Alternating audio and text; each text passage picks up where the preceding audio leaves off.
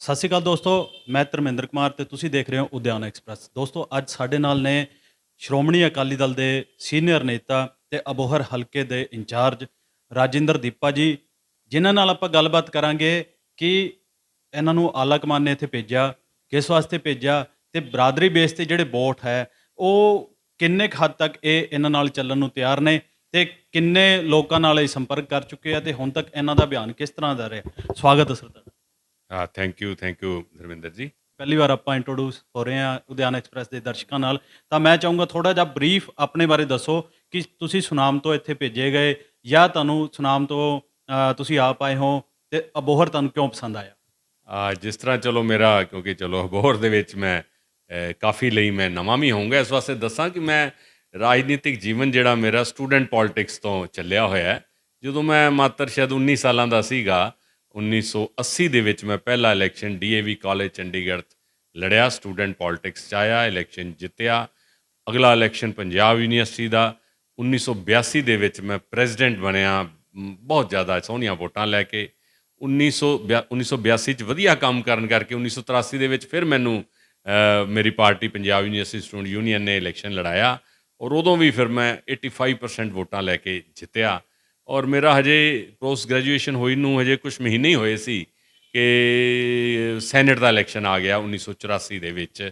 ਔਰ first time ਮੇਰੀ ਉਮਰ ਉਦੋਂ 23 ਸਾਲ ਦੀ ਸੀ, ਮੈਂ ਰਜਿਸਟਰਡ ਗ੍ਰੈਜੂਏਟ 'ਚੋਂ ਇਲੈਕਸ਼ਨ ਲੜਿਆ ਔਰ ਇੰਨਾ ਮੈਨੂੰ ਸਪੋਰਟ ਮਿਲੀ। ਔਰ ਖਾਸ ਕਰਕੇ ਅਬੋਹਰ, ਮੁਕਤਸਰ, ਮਲੋਟ, ਫਾਜ਼ਿਲਕਾ, ਜਲਾਲਾਬਾਦ, ਇਹ ਜਿਹੜੇ ਸ਼ਹਿਰਾਂ ਦੇ ਕਾਲਜ ਸਾਡੇ ਪੰਜਾਬ ਯੂਨੀਵਰਸਿਟੀ ਨਾਲ ਐਫੀਲੀਏਟਡ ਸੀ, ਮੈਨੂੰ ਬਹੁਤ ਸਪੋਰਟ ਮਿਲੀ। ਔਰ ਮੈਂ ਪਹਿਲੀ ਵਾਰੀ ਉਦੋਂ ਜਦੋਂ ਐਜ਼ ਏ ਸਟੂਡੈਂਟ ਹੀ ਮੈਂ ਸੈਨੇਟ ਦੇ ਵਿੱਚ ਵੀ ਬੈਠਣ ਦਾ ਮੈਨੂੰ ਫਖਰ ਹਾਸਲ ਹੋਇਆ। ਤਾਂ ਮੇਰੀ ਉਸ 40 ਸਾਲ ਪੁਰਾਣੀ ਮੈਂ ਜਿਹੜੀ ਰਾਜਨੀਤੀ ਕਰਦਾ ਆ ਰਿਹਾ, ਸਟੂਡੈਂਟ ਪੋਲਿਟਿਕਸ ਤੋਂ ਮੈਂ ਇਸ ਪਾਸੇ ਆਇਆ। ਜਿੱਥੋਂ ਤੱਕ ਗੱਲ ਰਹੀ ਅਬੋਹਰ 'ਚ ਆਉਣ ਦੀ, ਇਹ ਠੀਕ ਹੈ। ਅਬੋਹਰ ਮੈਨੂੰ ਸਰਦਾਰ ਸੁਖਬੀਰ ਸਿੰਘ ਬਾਦਲ ਜੀਆਂ ਨੇ ਉਚੇਚੇ ਤੌਰ 'ਤੇ ਭੇਜਿਆ। ਉਹ ਬਿਹਤਰ ਜਾਣਦੇ ਆ ਮੈਨੂੰ ਕਿਉਂ ਭੇਜਿਆ, ਇਸ ਹਲਕੇ ਦੀਆਂ ਕੀ ਪ੍ਰਸਥਿਤੀਆਂ, ਪਿਛਲੇ 20 ਸਾਲਾਂ ਦਾ ਰਿਜ਼ਲਟ ਵੇਖ ਕੇ ਮੈਨੂੰ ਭੇਜਿਆ ਹੋ ਸਕਦਾ ਹੈ। ਠੀਕ ਹੈ, ਗੱਲ ਬਰਾਦਰੀ ਦੀ ਵੀ ਹੋ ਰਹੀ ਹੈ, ਬਰਾਦਰੀ ਨੂੰ ਵੇਖ ਕੇ ਮੈਨੂੰ ਭੇਜਿਆ, ਇਹ ਉਹ ਬਿਹਤਰ ਜਾਣਦੇ ਹੈ। ਪਰ ਮੈਨੂੰ ਉਹਨਾਂ ਨੇ ਬਿਲਕੁਲ ਇਹ ਕਿ ਆਪਾਂ ਉੱਥੇ ਆਰਗੇਨਾਈਜੇਸ਼ਨ ਨੂੰ ਸਟਰੋਂਗ ਕਰਨਾ ਹੈ। 2022 ਦਾ ਜੋ ਇਲੈਕਸ਼ਨ ਆ ਰਿਹਾ ਹੈ ਉਹ ਆਪਾਂ ਜਿੱਤਣਾ ਹੈ ਤਾਂ ਕਿ ਅਬੋਹਰ ਦਾ ਹਲਕਾ ਆਉਣ ਵਾਲੀ ਸਰਕਾਰ 'ਚ ਜਿਹਦੇ 'ਚ CM ਸਰਦਾਰ ਸੁਖਬੀਰ ਸਿੰਘ ਬਾਦਲ ਹੋਣ, ਉਹਨਾਂ 'ਚ ਅਬੋਹਰ ਦਾ ਹਿੱਸਾ ਪਵੇ ਤਾਂ ਕਿ ਜੋ ਕੰਮ ਪਹਿਲਾਂ ਨਹੀਂ ਹੋ ਸਕੇ ਉਹ ਵਧੇਰੇ ਹੋ ਸਕਣ। ਠੀਕ ਹੈ ਸਰ, ਮੇਰਾ ਪਹਿਲਾ ਸਵਾਲ ਇਹ ਹੈ, ਜਦੋਂ ਤੁਸੀਂ ਅਬੋਹਰ ਆਏ ਗੱਲ ਚੱਲੀ ਬਰਾਦਰੀ ਦੀ ਤੇ ਅਰੋੜਾ ਬਰਾਦਰੀ ਦੁਆਰਾ ਇਸ ਵਕਤ ਮੰਗ ਕੀਤੀ ਜਾ ਰਹੀ ਹੈ ਕਿ ਅਕਾਲੀ ਦਲ ਜਿਹੜਾ ਹੈ ਕਿ ਅਰੋੜਾ ਬਰਾਦਰੀ ਨੂੰ ਟਿਕਟ ਦੇਵੇ। ਕੀ ਸਮਝਦੇ ਹੋ ਤੁਸੀਂ ਕਿ ਇੱਕ ਬਰਾਦਰੀ ਦੇ ਆਧਾਰ ਤੇ ਟਿਕਟ ਮੰਗਣੀ ਜਾਇਜ਼ ਹੈ? ਨਹੀਂ, ਇਸ ਤਰ੍ਹਾਂ ਪੰਜਾਬ ਦੇ ਵਿੱਚ ਨਾ ਇਹੋ ਜਿਹਾ ਮਾਹੌਲ ਨਹੀਂ ਹੈਗਾ ਕਿ ਮੈਂ ਜੇ ਟੋਟਲ ਪੰਜਾਬ ਦੀ ਗੱਲ ਕਰਾਂ ਕਿ ਕੋਈ ਬਰਾਦਰੀਵਾਜ਼ ਹੋਵੇ, ਕਾਸਟ 'ਤੇ ਵੋਟਾਂ ਪੈਂਦੀਆਂ ਹੋਣ। ਮੈਂ ਜਿਵੇਂ ਸੁਨਾਮ ਦੀ ਗੱਲ ਕੀਤੀ ਹੈ, ਮੇਰੀ ਉੱਥੇ ਬਰਾਦਰੀ ਸ਼ਾਇਦ 1% ਵੀ ਨਹੀਂ ਹੋਏਗੀ, ਪਰ ਸਾਨੂੰ ਉੱਥੇ ਮਾਣ ਸਤਿਕਾਰ ਬਹੁਤ ਮਿਲਿਆ, ਬਹੁਤ ਸੁਨਾਮ ਦੇ ਲੋਕਾਂ ਨੇ ਪਿਆਰ ਕੀਤਾ। ਸੋ ਇੱਥੇ ਇਹ ਪਹਿਲਾਂ ਡਿਸਕਸ ਕਰਨ ਦੀ ਗੱਲ ਹੈ, ਡਿਬੇਟ ਇਸ 'ਤੇ ਹੋਣੀ ਚਾਹੀਦੀ ਹੈ। ਅਤੇ ਅਬੋਹਰ ਦੇ ਵਿੱਚ ਬਰਾਦਰੀ ਦਾ ਕਿਉਂ ਗੱਲ ਆਉਂਦੀ ਹੈ, ਕਿਉਂਕਿ ਇੱਥੇ ਜੋ ਮੈਂ ਫੀਲ ਕੀਤਾ, ਇੱਥੇ ਇਹ ਇੱਕ ਡਰ ਅਤੇ ਭੈ ਦਾ ਮਾਹੌਲ ਹੈ। ਖਾਸ ਕਰਕੇ 2002 ਦੇ ਵਿੱਚ ਜਦੋਂ ਮਿਸਟਰ ਸੁਧੀਰ ਨਾਗਪਾਲ ਇੱਥੋਂ ਇੰਡੀਪੈਂਡੈਂਟ ਲੜੇ, ਇਲੈਕਸ਼ਨ ਨਹੀਂ ਜਿੱਤ ਸਕੇ, ਕਾਂਗਰਸ ਦੀ ਸਰਕਾਰ ਬਣ ਗਈ, ਸੁਨੀਲ ਜਾਖੜ ਇੱਥੋਂ MLA ਬਣ ਗਏ। ਉਸ ਤੋਂ ਬਾਅਦ ਜਿਹੜਾ ਤਸ਼ੱਦਦ ਮੈਂ ਸਮਝਦਾ ਢਾਇਆ ਗਿਆ ਸੁਧੀਰ ਨਾਗਪਾਲ ਦੇ ਸਪੋਰਟਰਸ 'ਤੇ, ਉਹ ਸਮਹਾਓ ਕੀ ਮਜਬੂਰੀ ਰਹੀ, ਕੀ ਗੱਲ ਹੋਈ, ਉਹਨਾਂ ਨੂੰ ਵਾਪਸ ਕਾਂਗਰਸ ਜੁਆਇਨ ਕਰਨੀ ਪਈ। ਪਰ ਜਿਹੜੇ ਲੋਕਾਂ ਨੇ ਉਹਨਾਂ ਦੀ ਮਦਦ ਕੀਤੀ ਸੀ, ਓਪਨਲੀ ਮਦਦ ਕੀਤੀ ਸੀ, ਉਹਨਾਂ 'ਤੇ ਉਹੀ ਪਰਚੇ, ਉਹੀ ਉਸ ਤਰ੍ਹਾਂ ਦਾ ਡਰਨਾ ਡਰਾਉਣਾ, ਸੇਲ ਟੈਕਸ ਦੇ ਛਾਪੇ, ਹਰ ਤਰ੍ਹਾਂ ਦੀ ਉਹਨਾਂ ਨੂੰ ਕੋਸ਼ਿਸ਼ ਕਰਕੇ ਡਰਾਇਆ ਗਿਆ। ਉਸ ਤੋਂ ਬਾਅਦ ਇੱਕ ਡਰ ਦਾ ਮਾਹੌਲ ਇੱਥੇ ਪੈਦਾ ਹੋਇਆ। ਔਰ ਉਹ ਫਿਰ ਇੱਕ ਕਮਿਊਨਿਟੀ ਦੇ ਵਿੱਚ ਵੀ ਇਹ ਇਕੱਲੀ ਮੈਂ ਨਹੀਂ ਸਮਝਦਾ ਕਿ ਜੋ ਸ਼ਹਿਰੀ ਸਾਡਾ ਵੋਟਰ ਹੈ, ਜੋ ਵਪਾਰੀ ਹੈ, ਉਹਨਾਂ ਨੂੰ ਡਰਾਇਆ ਜਾਂਦਾ ਹੈ। ਇੱਥੇ ਮੈਂ ਇਹ ਦੇਖਿਆ ਕਿ ਜਿਹੜਾ ਜਾਖੜ ਪਰਿਵਾਰ ਹੈ, ਜੋ ਸੱਤਾ 'ਚ ਜ਼ਿਆਦਾ ਦੇਰ ਰਿਹਾ ਹੈ, ਉਹਨਾਂ ਦੇ ਮੁਖਾਲਫਤ ਜੇ ਉਹਨਾਂ ਦੇ ਕਾਂਗਰਸ ਵਾਲਿਆਂ ਨੇ ਵੀ ਕੀਤੀ ਹੈ ਨਾ, ਕਿਉਂਕਿ ਆਮ ਤੌਰ 'ਤੇ ਸੁਣਿਆ ਜਾਂਦਾ ਸੀ ਕਿ ਪਾਰਲੀਮੈਂਟ 'ਚ ਜੇ ਤਾਂ ਜਾਖੜ ਪਰਿਵਾਰ ਨੂੰ ਟਿਕਟ ਮਿਲ ਜੇ ਪਾਰਲੀਮੈਂਟ ਦੀ ਤਾਂ ਉਹ ਇਲੈਕਸ਼ਨ ਵੀ ਲੜਦੇ ਆ, ਕਾਂਗਰਸ ਦੀ ਮਦਦ ਤਾਂ ਕਰਨੀ ਹੈ ਉਹਨਾਂ ਨੇ।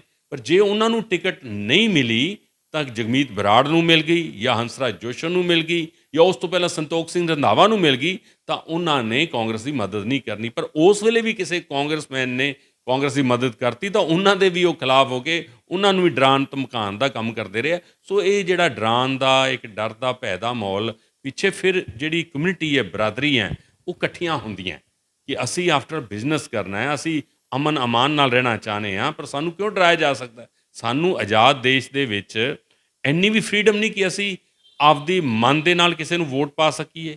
ਕੋਈ ਸਾਨੂੰ ਚੰਗਾ ਲੱਗਦਾ ਹੈ, ਸਾਨੂੰ ਤੁਹਾਡਾ ਕੰਮ ਨਹੀਂ ਚੰਗਾ ਲੱਗਿਆ, ਅਸੀਂ ਕਿਸੇ ਪਾਸੇ ਮਦਦ ਕਰਨਾ ਚਾਹੁੰਦੇ, ਉਹ ਜੇ ਹਾਰ ਜਿੱਤ ਹੋ ਜਾਂਦੀ ਹੈ, ਤੁਸੀਂ ਉਸ ਤੋਂ ਬਾਅਦ ਸਾਨੂੰ ਟਾਰਗੇਟ ਕਰਦੇ ਹੋ। ਉਹ ਠੀਕ ਹੈ, ਡਰ ਦੇ ਮਾਹੌਲ ਦੇ ਵਿੱਚ ਗੱਲ ਨਹੀਂ ਕਰਨਗੇ, ਪਰ ਜਦੋਂ ਇਲੈਕਸ਼ਨ ਆਉਂਦਾ ਹੈ ਉਦੋਂ ਉਹ ਲੋਕ ਇਕੱਠੇ ਹੁੰਦੇ ਆ, ਇਹਨਾਂ ਦੇ ਖਿਲਾਫ ਇਕੱਠੇ ਹੁੰਦੇ। ਔਰ ਉਹ ਪਿਛਲੇ 2 ਇਲੈਕਸ਼ਨਾਂ 'ਚ ਖਾਸ ਕਰਕੇ ਦੇਖਿਆ ਗਿਆ।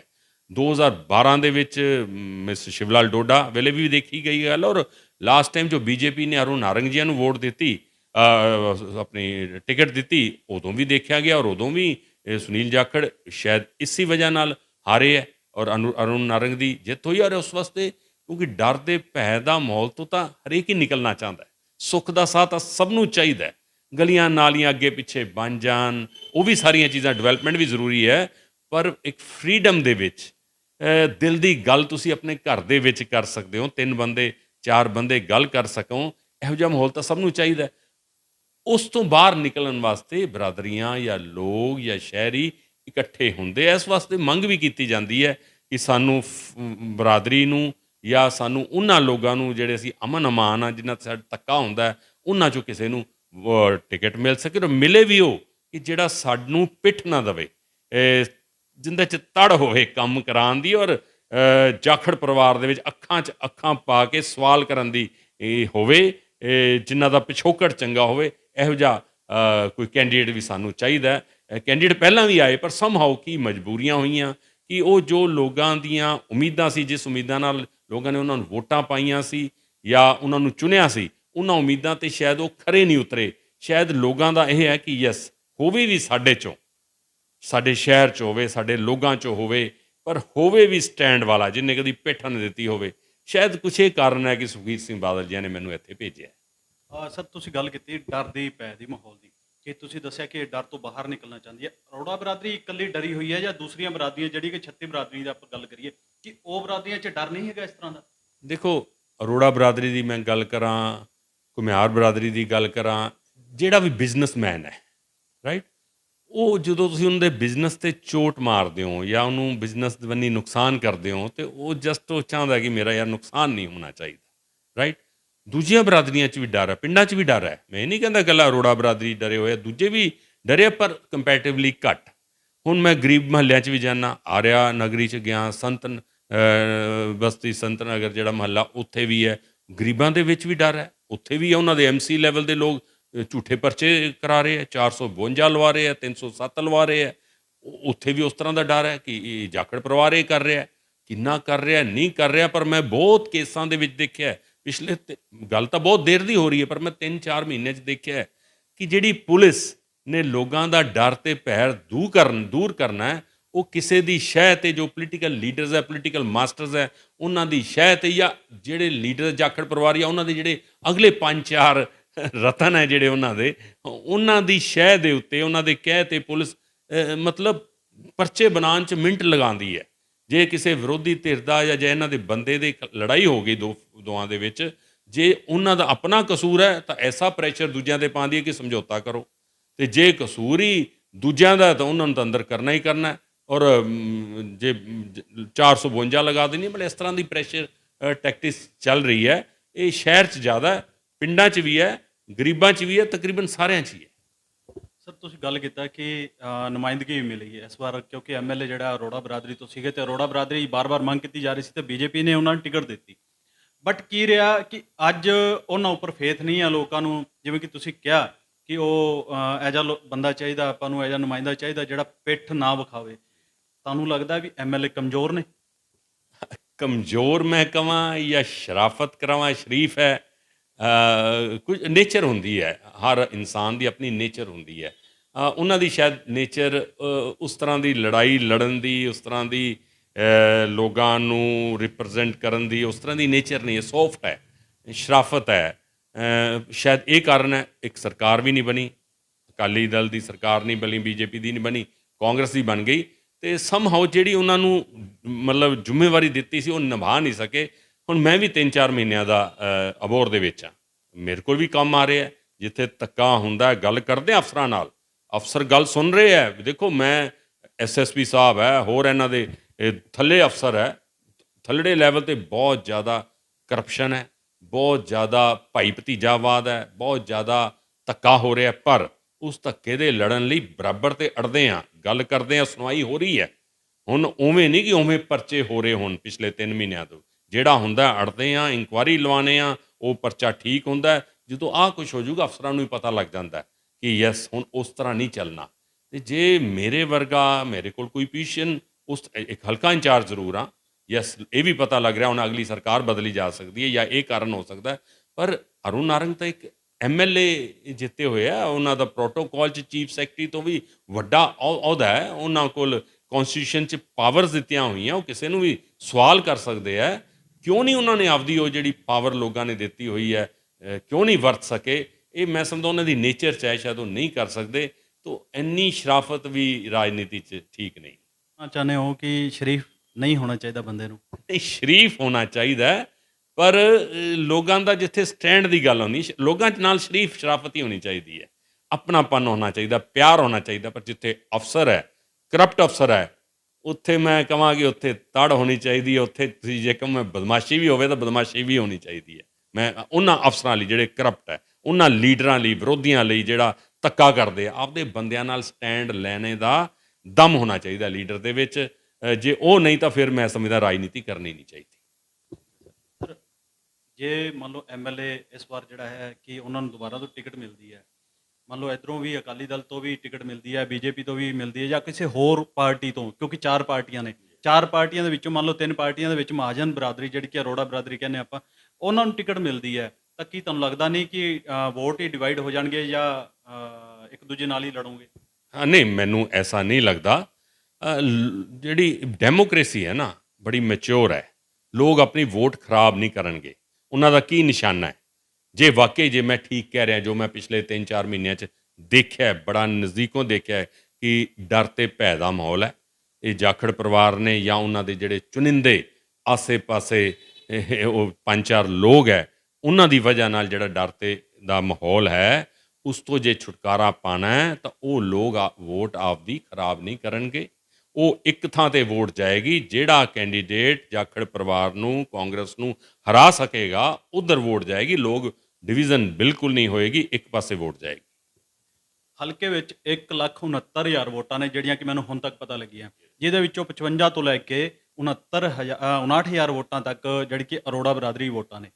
ਕਾਂਗਰਸ ਨੇ ਬੜੇ ਹੀ ਨੁਮਾਇੰਦਗੀਆਂ ਜਿਹੜੀਆਂ ਕਿ ਨਿਗਮ ਦਾ ਮੇਅਰ ਹੈ, ਨਗਰ ਕਾਂਗਰਸ ਪ੍ਰਧਾਨ ਨੇ, ਜਾਂ ਹੋਰ ਵੀ ਕਈ ਅਹੁਦੇ ਨੇ ਜਿਹੜੇ ਉਹ ਅਰੋੜਾ ਬਰਾਦਰੀ ਨੂੰ ਦਿੱਤੇ ਆ।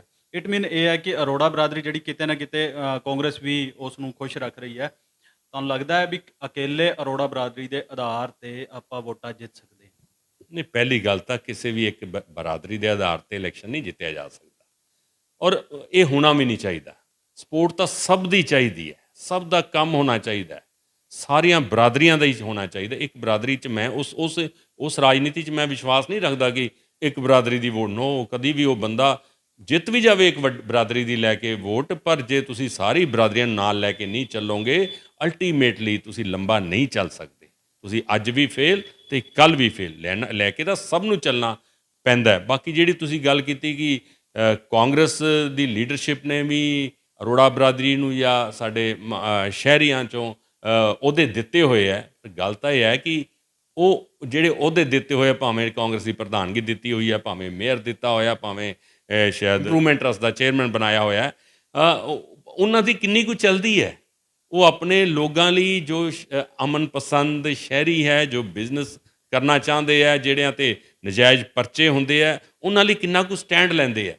ਪਾਵਰ ਤਾਂ ਉਹਨਾਂ ਕੋਲ ਹੀ ਹੈ ਨਾ, ਜਿਹੜੇ ਵੱਡੀਆਂ ਵੱਡੀਆਂ ਕਲੋਨੀਆਂ ਕੱਟ ਰਹੇ ਹੈ, ਜਿਹੜੇ ਪਿੱਛੋਂ ਆਪਦਾ ਸਾਰਾ ਚਲਾਉਂਦੇ ਹੈ, ਜਾਂ ਜਿਹੜੇ ਇਹਨਾਂ ਦੇ PA ਬਣੇ ਹੋਏ ਹੈ, ਜਾਂ ਸਮਹਾਓ ਕੋਈ ਸੁਨੀਲ ਜਾਖੜ ਦਾ PA ਹੈ, ਜੋ ਸੰਦੀਪ ਜਾਖੜ ਦਾ PA ਹੈ, ਜੋ ਇਹਨਾਂ ਦੇ ਰਿਸ਼ਤੇਦਾਰ ਹੈ, ਇਹਨਾਂ ਦੇ ਭਾਂਜੇ ਹੈ, ਮਾਮੇ ਹੈ, ਚੱਲ ਤਾਂ ਉਹਨਾਂ ਦੀ ਰਹੀ ਹੈ, ਫੋਨ ਉਹਨਾਂ ਦਾ ਚੱਲਦਾ ਹੈ। ਜਾਂ ਸੁਨੀਲ ਦੇ ਕੋਈ ਡਾਕਟਰ ਦੋਸਤ ਹੈ, ਫੋਨ ਤਾਂ ਉਹਨਾਂ ਦੇ ਚੱਲਦੇ ਹੈ, ਇਹਨਾਂ ਦਾ ਫੋਨ ਨਹੀਂ ਚੱਲਦਾ। ਮੈਂ ਨਹੀਂ ਸਮਝਦਾ ਜੇ ਇਹ ਗੱਲ ਹੁੰਦੀ ਤਾਂ ਉਹ ਵੀ ਸ਼ਹਿਰੀਆਂ ਦਾ, ਸਾਡੀਆਂ ਸ਼ਹਿਰ ਦੇ ਜਿਹੜੇ ਲੋਕ ਹੈ, ਪਿੰਡ ਦੇ ਅਮਨ ਅਮਾਨ ਵਿਸ਼ਵਾਸ ਕਰਨ ਵਾਲੇ ਲੋਕ ਹੈ, ਉਹਨਾਂ ਦਾ ਦਿਲ ਜਿੱਤ ਸਕਦੇ। ਪੋਸਟਾਂ ਜ਼ਰੂਰ ਦੇਤੀਆਂ ਉਹਨਾਂ ਨੂੰ ਕਹਿਣ ਨੂੰ ਕਿ ਅਸੀਂ ਇੰਨੀਆਂ ਦੇਤੀਆਂ, ਪਰ ਉਹਨਾਂ ਦੀ ਸੁਣਵਾਈ ਨਹੀਂ ਹੈ, ਜਾਂ ਉਹ ਆਪਣੀ ਗੱਲ ਰੱਖ ਨਹੀਂ ਸਕਦੇ। ਉਹੀ ਗੱਲ ਅਰੁਣਾ ਰੰਗ ਵਾਲੀ ਸ਼ਾਇਦ ਗੱਲ ਉਹਨਾਂ ਦੀ ਵੀ ਹੋਵੇ। ਸਰ, ਅਰੋੜਾ ਬਰਾਦਰੀ ਦੇ ਕੈਂਡੀਡੇਟ ਦੇ ਰੂਪ ਦੇ ਵਿੱਚ ਤੁਹਾਨੂੰ ਦੇਖਿਆ ਜਾ ਰਿਹਾ। ਦੂਸਰੀ ਬਰਾਦਰੀਆਂ ਦੇ ਵਿੱਚ ਇਹ ਹੈ ਕਿ ਇਹ ਤਾਂ ਅਰੋੜਾ ਬਰਾਦਰੀ ਦੇ ਕੈਂਡੀਡੇਟ ਬਣ ਕੇ ਆਣਗੇ, ਕੀ ਤੁਸੀਂ ਉਹਨਾਂ ਦਾ ਵਿਸ਼ਵਾਸ ਜਿੱਤ ਸਕੋਗੇ?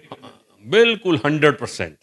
ਅੱਜ ਮੈਂ ਖਾਸ ਕਰਕੇ ਗਰੀਬ ਬਸਤੀਆਂ ਦੀ ਮੈਂ ਗੱਲ ਕਰਾਂ, ਆਰਿਆ ਨਗਰੀ ਜਾਨਾ, ਮੈਂ ਦੂਜੀਆਂ ਬਸਤੀਆਂ 'ਚ ਜਾਨਾ, ਉੱਥੇ ਉਹਨਾਂ ਦੀਆਂ ਜਿਹੜੇ ਮਸਲੇ ਆ ਉਹ ਤੁਰੰਤ ਹੱਲ ਕਰਨ ਦੀ ਕੋਸ਼ਿਸ਼ ਕਰਦਾ, ਔਰ ਹੱਲ ਵੀ ਹੋ ਰਹੇ ਹੈ। ਮੈਨੂੰ ਜੋ ਇਹਨਾਂ ਬਸਤੀਆਂ 'ਚ ਨਰਕ ਦਾ ਜੀਵਨ ਲੋਕ ਜੀ ਰਹੇ ਸੀ, ਔਰ ਮੈਂ ਪਿਛਲੇ ਦਿਨਾਂ 'ਚ ਕਮਿਸ਼ਨਰ ਸਾਹਿਬ ਨਾਲ ਗੱਲ ਕਰਕੇ ਉੱਥੇ ਇਹ ਸਾਰੇ ਕੰਮ ਚੱਲ ਰਹੇ ਹੈ, ਜਾਂ ਉਹਨਾਂ ਦਾ ਉਹ ਠੀਕ ਹੋ ਰਿਹਾ ਕੰਮ, ਤੇ ਉਹਨਾਂ ਨੂੰ ਵਿਸ਼ਵਾਸ ਹੋ ਰਿਹਾ। ਗਰੀਬ 30-35 ਹਜ਼ਾਰ ਗਰੀਬਾਂ ਦੀ ਵੋਟ ਹੈ ਇੱਥੇ, ਐਸਸੀ ਦਲਿਤ ਭਾਈਚਾਰੇ ਦੀ ਵੋਟ ਹੈ। ਘੁਮਿਆਰ ਬਰਾਦਰੀ ਦੀ ਗੱਲ ਕਰੋ, ਮੈਂ ਸਮਝਦਾ ਜਿੰਨਾ ਪਿਆਰ, ਜਿੰਨੀ ਨੇੜਤਾ ਇਹਨਾਂ ਦੀ ਲੀਡਰਸ਼ਿਪ 'ਚ ਮੇਰੇ ਨਾਲ ਹੈ, ਸ਼ਾਇਦ ਹੀ ਕਿਸੇ ਨਾਲ ਹੋਵੇ। ਰਾਈਟ, ਰਾਏ ਸਿੱਖ ਬਰਾਦਰੀ ਹੈ, ਜਿੰਨਾ ਨੌਜਵਾਨ, ਜਿੰਨੇ ਸਾਡੇ ਸਰਪੰਚ ਹੈ, ਉਹ ਜਿੰਨਾ ਮੈਂ ਸੀਡ ਫਾਰਮ ਦੇ ਵਿੱਚ ਹੈ, ਹੋਰ ਪਿੰਡਾਂ 'ਚ ਜਾਂਦਾ, ਜਿੰਨਾ ਉੱਥੋਂ ਪਿਆਰ ਮਿਲ ਰਿਹਾ। ਘੁਮਿਆਰ ਸਾਡੀ ਕੰਬੋਜ ਬਰਾਦਰੀ ਹੈ, ਸਾਡੇ ਹੋਰ ਵੀ ਜਿਹੜੀਆਂ ਬਰਾਦਰੀਆਂ ਹੈ, ਸਾਰਿਆਂ ਦੇ ਵਿੱਚ ਹੀ ਬੜਾ ਅੱਛਾ ਮਾਹੌਲ ਹੈ। ਜੱਟ ਸਿੱਖ ਬਰਾਦਰੀ ਹੈ, ਇੱਥੋਂ ਤੱਕ ਜਾਟ ਵੀ ਜੋ ਹੈ, ਬਿਸ਼ਨੋਈ ਬਰਾਦਰੀ ਹੈ, ਸਾਰੀਆਂ ਬਰਾਦਰੀਆਂ। ਦੇਖੋ, ਕੋਈ ਵੀ ਹੋਏਗਾ, ਕਿਸੇ ਨਾ ਕਿਸੇ ਬਰਾਦਰੀ 'ਚ ਤਾਂ ਹੋਏਗਾ, ਪਰ ਮੈਂ ਉਸ ਤਰ੍ਹਾਂ ਦੀ ਰਾਜਨੀਤੀ 'ਚ ਨਹੀਂ ਵਿਸ਼ਵਾਸ ਕਰਦਾ ਕਿ ਇੱਕੋ ਬਰਾਦਰੀ ਨੂੰ ਤੁਸੀਂ ਅੱਗੇ ਲੈ ਕੇ ਚੱਲ ਸਕਦੇ ਹੋ। ਫਿਰ ਤੁਹਾਡੇ ਤੇ ਉਹਨਾਂ 'ਚ ਫਰਕ ਕੀ ਹੋਇਆ? ਫਿਰ ਤਾਂ ਜੋ ਹੈ ਉਵੇਂ ਠੀਕ ਹੀ ਚੱਲ ਰਿਹਾ। ਜੇ ਤੁਸੀਂ ਵੀ ਇੱਕੋ ਤਰ੍ਹਾਂ ਦੇ ਲੋਕਾਂ ਦੀ ਗੱਲ ਕਰਨੀ ਹੈ, ਤਾਂ ਫਿਰ ਤੁਹਾਡੇ ਤੇ ਉਹਨਾਂ 'ਚ ਕੀ ਫਰਕ ਹੋਇਆ? ਤਾਂ ਸਾਰਿਆਂ ਦਾ ਸਾਥ ਹੀ ਚਾਹੀਦਾ ਹੁੰਦਾ ਹੈ, ਕਿਸੇ ਨਾਲ ਧੱਕਾ ਨਾ ਹੋਣਾ ਚਾਹੀਦਾ, ਡਰ ਤੇ ਮਾਹੌਲ, ਭੈ ਦਾ ਮਾਹੌਲ ਨਹੀਂ ਹੋਣਾ ਚਾਹੀਦਾ। ਤਾਂ ਮੈਂ ਸਮਝਦਾ ਕਿ ਸਾਰੀਆਂ ਬਰਾਦਰੀਆਂ ਹੀ ਨਾਲ ਚੱਲਣਗੀਆਂ। ਟਿਕਟ ਨੂੰ ਲੈ ਕੇ ਅਬੋਹਰ ਦੇ ਵਿੱਚ ਡਾਕਟਰ ਮਹਿੰਦਰ ਰੇਣੂਆ ਤੇ ਤੁਹਾਡੇ ਦੇ ਵਿੱਚ ਕੰਪੀਟੀਸ਼ਨ ਚੱਲ ਰਿਹਾ, ਆਪਣੇ ਆਪ ਨੂੰ ਕਿਸ ਜਗ੍ਹਾ ਤੇ ਦੇਖਦੇ ਹੋ? ਦੇਖੋ, ਮੈਂ ਤਾਂ ਜਿਸ ਤਰ੍ਹਾਂ ਅੱਜ ਤੋਂ 4 ਮਹੀਨੇ ਪਹਿਲਾਂ ਸੁਖਬੀਰ ਸਿੰਘ ਬਾਦਲ ਜੀ ਨੇ ਮੈਨੂੰ ਭੇਜਿਆ, ਔਰ ਜਿਸ ਤਰ੍ਹਾਂ ਦੀਆਂ ਪਰਿਸਥਿਤੀਆਂ ਹੈ ਨਾ, ਅੱਜ ਬੀਜੇਪੀ ਅਕਾਲੀ ਦਲ ਨਾਲ ਨਹੀਂ ਹੈ। ਰਾਈਟ, ਸਾਰਿਆਂ ਤਰ੍ਹਾਂ ਦੇ ਨੂੰ ਪਾਰਟੀ ਅੱਗੇ ਵੀ ਲਿਆਏਗੀ, ਕਿਉਂਕਿ ਇੱਕ ਬਹੁਤ ਵੱਡਾ ਸਪੇਸ ਹੈ ਇਹਦੇ ਵਿੱਚ।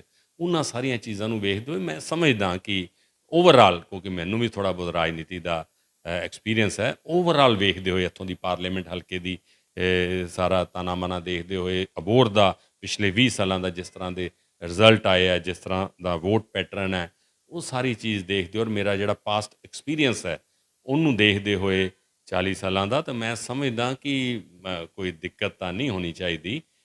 ਪਰ ਫਿਰ ਵੀ ਪਾਰਟੀ ਜਿਸ ਨੂੰ ਵੀ ਟਿਕਟ ਦੇਊਗੀ, ਤਗੜੇ ਹੋ ਕੇ ਅਸੀਂ ਉਹਦੀ ਮਦਦ ਵੀ ਕਰਾਂਗੇ, ਜਿਤਾਵਾਂਗੇ ਵੀ। ਮਕਸਦ ਹੈ ਕਿ ਸੀਟ ਜਿੱਤੀਏ। ਇੱਕ ਸੀਟ ਨਾਲ ਹੀ ਕੱਲ੍ਹ ਨੂੰ ਸਰਕਾਰ ਬਣਨੀ ਹੈ, ਮੁੱਖ ਮੰਤਰੀ ਬਣਨਾ ਹੈ। ਜੇ ਮੁੱਖ ਮੰਤਰੀ ਸਰਦਾਰ ਸੁਖਬੀਰ ਸਿੰਘ ਬਾਦਲ ਹੁੰਦੇ ਹੈ, ਤਾਂ ਬਹੁਤ ਮੈਂ ਸਮਝਦਾ ਕਿ ਅਬੋਹਰ ਹਲਕੇ ਦਾ ਬਹੁਤ ਵੱਡਾ ਵਿਕਾਸ ਹੋਏਗਾ, ਕਿਉਂਕਿ ਉਹ ਪਾਰਲੀਮੈਂਟ ਦੇ ਵੀ ਮੈਂਬਰ ਹੈ। ਪਾਰਲੀਮੈਂਟ 'ਚ ਵੀ ਅਬੋਹਰ ਹਲਕੇ ਨੇ ਬਹੁਤ ਸਾਥ ਦਿੱਤਾ ਸ਼੍ਰੋਮਣੀ ਅਕਾਲੀ ਦਲ ਦਾ, 27,500 ਦੀ ਇੱਥੋਂ ਲੀਡ ਦਿੱਤੀ। ਜਿਸ ਨੂੰ ਵੀ ਪਾਰਟੀ ਟਿਕਟ ਦਊਗੀ, ਡਾਕਟਰ ਮਹਿੰਦਰ ਰੇਣੂਆ ਨੂੰ ਵੀ ਦੇਣ, ਪੂਰੀ ਮਦਦ ਕਰਾਂਗੇ, ਕੋਸ਼ਿਸ਼ ਕਰਾਂਗੇ ਅਸੀਂ ਜਿੱਤੀਏ। ਪਰ ਮੈਨੂੰ ਲੱਗਦਾ ਹੈ ਕਿ ਸਾਰਾ ਜੋ ਜਿਸ ਤਰ੍ਹਾਂ ਦਾ ਤਾਣਾ ਬਾਣਾ ਹੈ ਇੱਥੇ, ਟਿਕਟ ਦਾਸ ਦੇ ਸਿਰ ਤੇ ਹੀ ਉਸ ਚੀਜ਼ ਦਾ ਸਿਹਰਾ ਬੰਨ੍ਹਿਆ ਜਾਊਗਾ। ਠੀਕ ਹੈ ਜੀ। ਸਰ, ਸੁਣਨ 'ਚ ਆ ਰਿਹਾ ਕਿ ਆਉਣ ਵਾਲੇ ਹਫਤੇ ਜਾਂ ਅਗਲੇ ਹਫਤੇ ਬਾਦਲ ਸਾਹਿਬ ਇੱਥੇ ਆ ਰਹੇ ਨੇ, ਟਿਕਟ ਅਨਾਉਂਸ ਕਰਨ ਵਾਸਤੇ ਆ ਰਹੇ ਹੈ। ਜੇ ਟਿਕਟ ਨਹੀਂ ਮਿਲਦੀ, ਮੇਰਾ ਵੈਸੇ ਤਾਂ ਨਹੀਂ ਪੁੱਛਣਾ ਚਾਹੀਦਾ ਸਵਾਲ, ਬਟ ਜੇ ਟਿਕਟ ਨਹੀਂ ਮਿਲਦੀ ਤਾਂ ਕੀ ਤੁਸੀਂ ਅਬੋਹਰ ਰਹੋਗੇ ਜਾਂ ਅਬੋਹਰ ਦੀ ਸੇਵਾ ਕਰੋਗੇ? ਹਾਂ, ਮੈਨੂੰ ਇਹ ਨਹੀਂ ਪਤਾ ਕਿ ਹਫਤੇ 10 ਦਿਨਾਂ 'ਚ ਸੁਖਬੀਰ ਜੀ ਆ ਰਹੇ ਹੈ। ਬਿਲਕੁਲ, ਜੇ ਟਿਕਟ ਨਹੀਂ ਵੀ ਮਿਲਦੀ, ਮੇਰੀ ਇੱਛਾ ਹੈ ਬਿਲਕੁਲ ਅਬੋਹਰ ਦੇ ਵਿੱਚ ਹੀ ਰਵਾਂਗੇ। ਗੱਲ ਇਲੈਕਸ਼ਨ ਲੜਨਾ, MLA ਬਣਨਾ ਦਾ ਮੇਰਾ ਮਕਸਦ ਨਹੀਂ ਹੈ। ਮੇਰਾ ਮਕਸਦ MLA ਬਣ ਕੇ ਇਹ ਦੱਸਣਾ ਕਿ ਰਾਜਨੀਤੀ ਇਸ ਤਰ੍ਹਾਂ ਵੀ ਹੋ ਸਕਦੀ ਹੈ। ਇੱਕ ਇਮਾਨਦਾਰੀ ਦੀ ਰਾਜਨੀਤੀ, ਸੱਚਾਈ ਦੀ ਰਾਜਨੀਤੀ, ਸੇਵਾ ਭਾਵਨਾ ਦੀ ਰਾਜਨੀਤੀ। ਕਿਉਂਕਿ ਰਾਜਨੀਤੀ ਜ਼ਿਆਦਾ ਲੋਕ ਮਤਲਬ ਪੈਸੇ ਨਾਲ ਜੋੜ ਕੇ ਵੇਖਦੇ ਹੈ ਰਾਜਨੀਤੀ। ਰਾਈਟ, ਮੇਰਾ ਉਹ ਮਕਸਦ ਕਦੀ ਨਹੀਂ ਰਿਹਾ, ਔਰ ਨਾ ਹੀ ਰਹਿਣ ਵਾਲਾ। ਜੇ ਮੈਨੂੰ ਮੌਕਾ ਪਰਮਪਿਤਾ ਪਰਮਾਤਮਾ ਦਿੰਦੇ ਹੈ, ਪਾਰਟੀ ਦਿੰਦੀ ਹੈ, ਲੋਕ ਦਿੰਦੇ ਹੈ, ਤਾਂ ਮੈਂ ਰਾਜਨੀਤੀ ਬਦਲਣ ਵਾਲੇ ਪਾਸੇ ਦੱਸਾਂਗਾ ਕਿ ਯੈਸ, ਇਸ ਤਰ੍ਹਾਂ ਦੀ ਵੀ ਰਾਜਨੀਤੀ ਹੁੰਦੀ ਹੈ, ਲੋਕ ਪਤਾ ਲੱਗੇ ਕਿ ਇਹ ਵੀ ਰਾਜਨੀਤੀ ਹੁੰਦੀ ਹੈ। ਔਰ ਬਿਲਕੁਲ ਮੇਰਾ ਮਨ ਹੈ, ਮੇਰਾ ਬਹੁਤ ਚੰਗਾ ਮੈਨੂੰ ਰਿਸਪੌਂਸ ਮਿਲ ਰਿਹਾ ਹੈ, ਆਪਣਾ ਆਪਸ ਭਾਈਚਾਰਾ ਬਹੁਤ ਹੈ, ਸਾਰੇ ਬੜਾ ਆਪਣਾਪਨ ਹੈ। ਮੇਰੀ ਆਪਣੀ ਇੱਛਾ ਹੋਊ, ਜਿੱਥੋਂ ਤੱਕ ਮੇਰੀ ਗੱਲ ਹੈ, ਕਿ ਮੈਂ ਅਗਲੀ ਜਿਹੜੀ ਰਾਜਨੀਤੀ ਹੈ ਅਬੋਹਰ ਤੋਂ ਹੀ ਕਰਾਂ। ਇਹ ਬਿਲਕੁਲ ਛੱਡਣ ਦੀ ਤਾਂ ਸਵਾਲ ਹੀ ਨਹੀਂ ਪੈਦਾ ਹੁੰਦਾ। ਬਿਲਕੁਲ ਹਮੇਸ਼ਾ ਇਨ ਟੱਚ ਰਵਾਂਗੇ ਅਬੋਹਰ ਨਾਲ, ਇਹ ਮੇਰੀ ਦਿਲੋਂ ਇੱਛਾ ਹੈ।